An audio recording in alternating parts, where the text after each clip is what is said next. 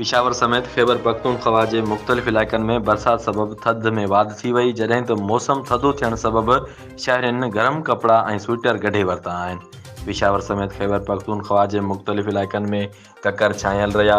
ॿिनि हरनि जो पवंदड़ बरसाति जो सिलसिलो वफ़क़े वफ़क़े सां जारी रहियो, जंहिं सबबि थधि में वाधि थी वई। पिशावर, मर्दान, सवाबी, चारसिदा, सवात, ख़ैबर ऐं ॿियनि इलाइक़नि में बरसाति सबबि गर्मीपद वधी वियो।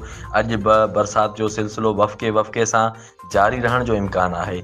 सवात, मेंगोरा, कालाम, बहरीन, मालम, जबा, वादी लीपा, बालाकोट, दडियाल, इस्करदू, नथिया गली, चित्राल में गुज़िरियल राति खां लाॻीतो बरसाति ऐं मथां इलाइक़नि में बर्फ़बारी थी रही आहे।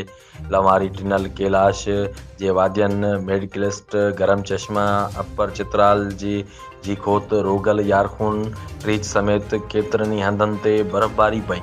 लाहौर में बि हल्की बरसाति सबबि मौसम थधो थी वियो।